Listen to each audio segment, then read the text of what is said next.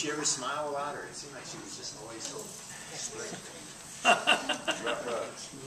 Mean. Well, she was definitely a dominant type of person.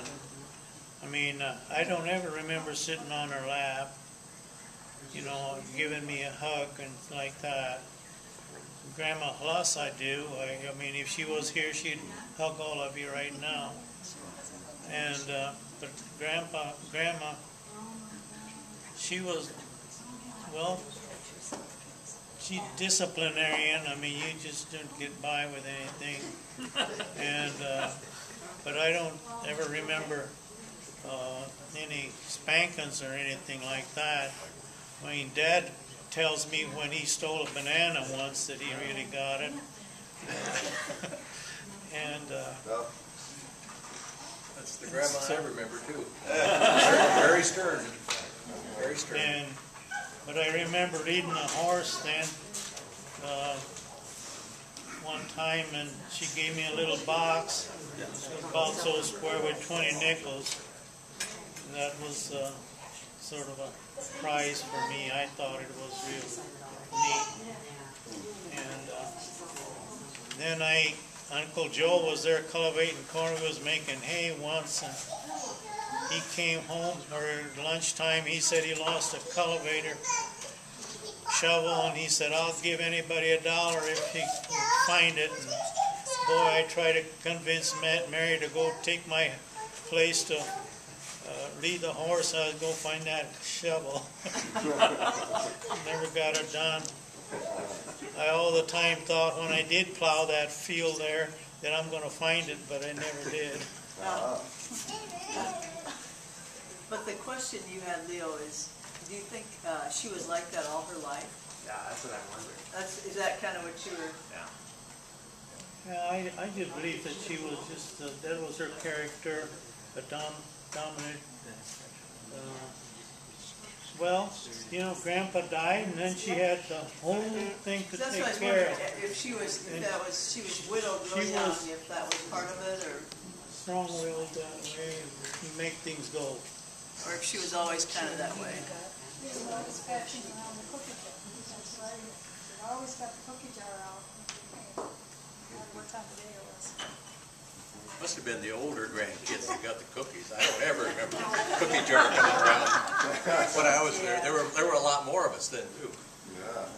You'd go in her little pantry, and then you'd get the basket or where the thimble and the buttons were, and you'd go play button, button, button. I know we got to do that, and that was pretty awesome. Well, I was wondering if any of you have things from Grandma Kucera's house. Remember when she left Kucera, a number of things they wanted, if the kids or the grandkids wanted things. I do remember there was a picture that my dad gave me. It's a picture of St. Anthony, who said he belonged to his dad. Gave it to him, he gave it to me. And I have it now, and I told my son once, who's also named Anthony, that someday that was going to be for him, and he said, please don't do that to me.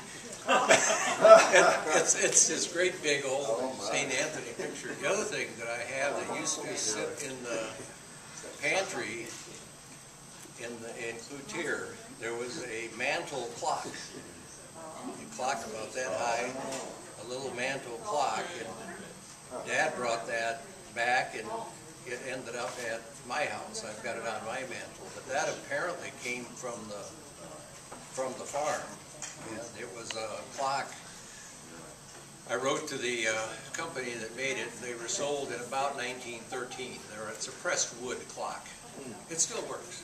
It still works. So I have a clock and a picture. I wondered if anybody else had anything from Grandma and Grandpa's house.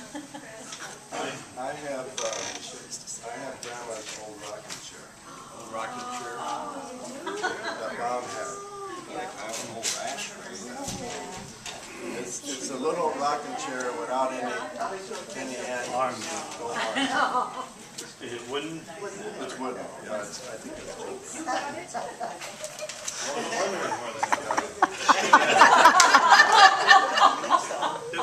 Did everybody always remember, you know, when I go like to Aunt Eleanor's or Uncle Charlie's, or, you know, uncle, anybody, you never left the home without, you know, whether you got an old relic or an orange or something, you always shared food, you know?